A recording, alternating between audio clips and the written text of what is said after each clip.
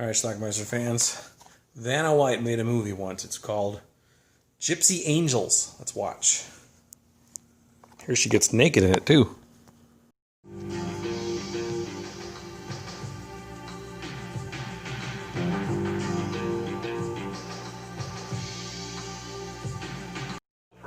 This movie delves into the world of some pilots.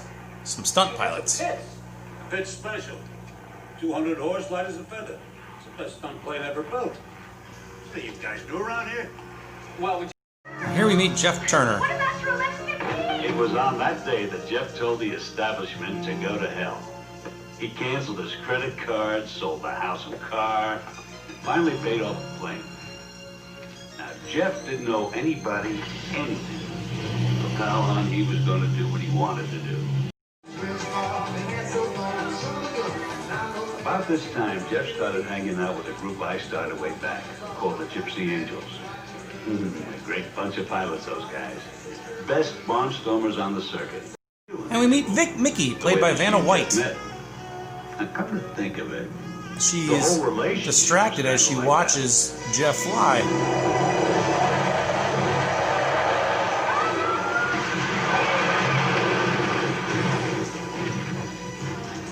And Jeff spotted it from the air. So what does a good pilot do? Well, of course he lands his plane on the road and goes to rescue her. Just in time, mind you. So she starts palling around with him. My plane's got a ding in it. It won't fly unless I can get it fixed. And I can't get it fixed unless I can pay for it. Now, we're going to help Red snuff out some nasty insects to pay for it. It's called labor swap for labor. Well, they start to hit it off in spite of the fact that he's twice her age. And here they are frolicking in the water.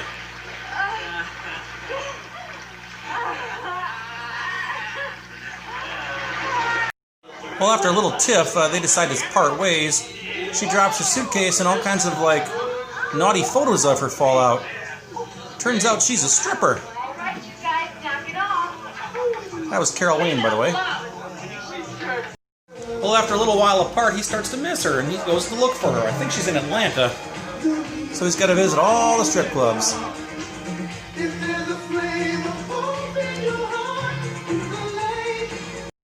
Eventually, he finds the right one.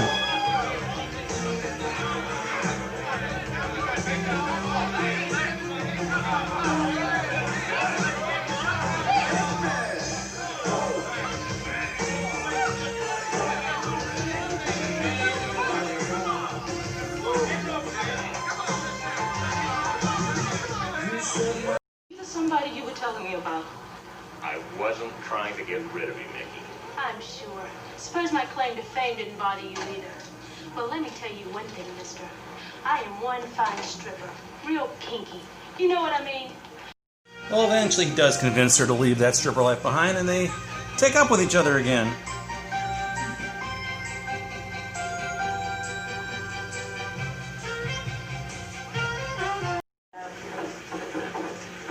No more G-strings. No more smoky rooms and hotheads and poker. There's those terrible bands.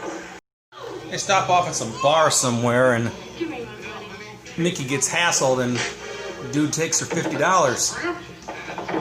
Jeff comes in, and he gets beat up for trying to help her, and they lose the money. But Jeff gets revenge on them by buzzing them in their truck.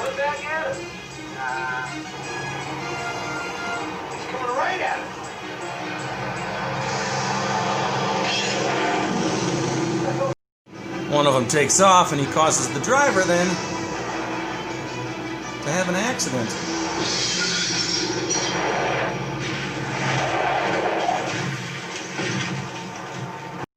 At which point he lands his plane again, tracks him down, beats him up, and gets Mickey's money back.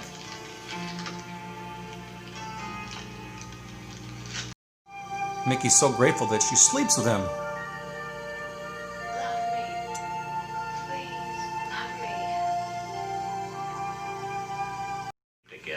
Jack's old-fashioned, thinks they shouldn't sleep in the same bed together. I mean, it ain't like we haven't been. What's the damn difference now? Because it is a bed, that's why. I pronounce you. So they come up with a You plan. may kiss the bride. He put a ring on it. We also have an exquisite marital aids department just inside. No. She's got a surprise for him for after the race. Special. Oh.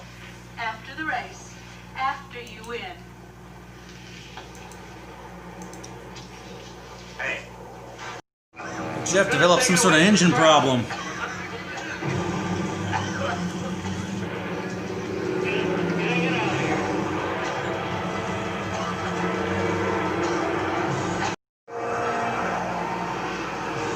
And he crashes.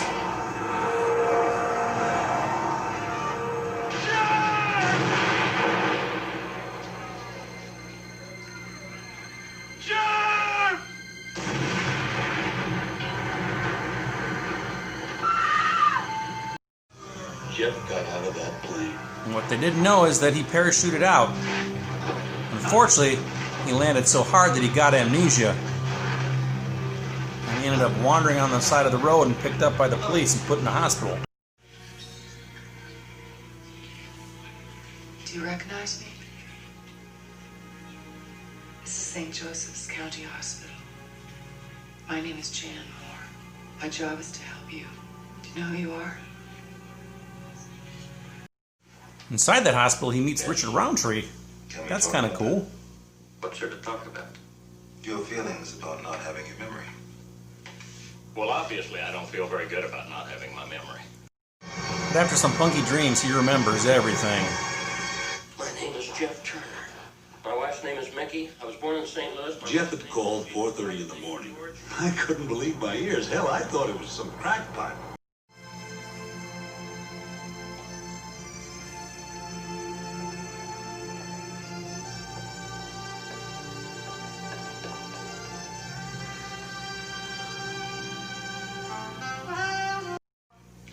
He said some things about the stunt Jeff's doing.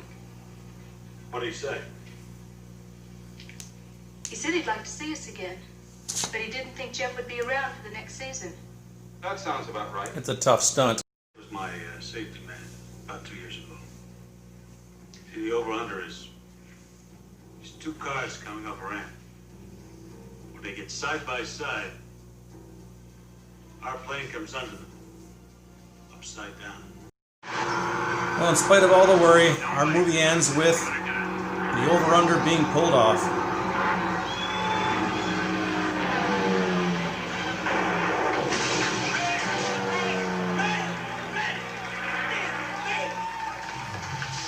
Of course he did. All right, let's talk about Vanna White's starring role in GYPSY Angels. Well, I remember when this movie first came to light. It was about 1988, 89 or so in that area. And by this time, Vanna White had become like this megastar because of her hosting and letter-turning abilities on Wheel of Fortune. And she was regarded as a sex symbol at the time. So then when a news surfaced that she had filmed this movie from way back when that had never been released, that she allegedly had some nudity in it, well, it became a big deal. Now, this movie was had all kinds of lawsuits around it too, but it really had nothing to do with Vanna White. My thought, at least until today, was that she had tried to stop this movie from being released and that sort of thing, and maybe she did, but I couldn't find anything about that.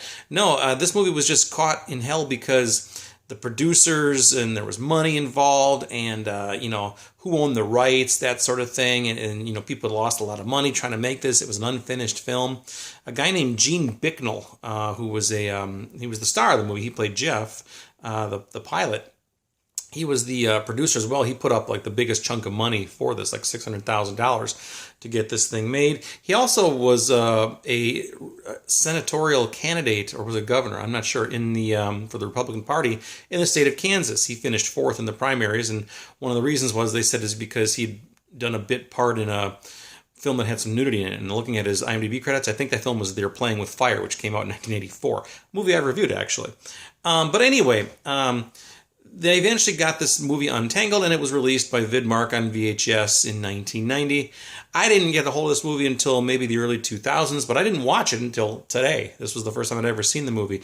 And yes, Vanna White has a couple of very brief topless scenes. It's very, very brief, though. You got to look close if you want to see a nipple, but you can see it. She actually has a better silhouette shower scene where you can really see the outline of her nipple, if that's what you're looking for. But anyway, if you're looking for a whole lot of titillation for Vanna White, you're not going to find it. But if you're a fan of celebrity nudity, you will see some in here. So anyway, the movie itself, it's actually not that bad. I've seen Vanna White in the movie Graduation Day, which I reviewed, which means she made after this, and I didn't think she was the greatest actor at all. And she made a movie in early 90s called Goddess of Love, which was made for television.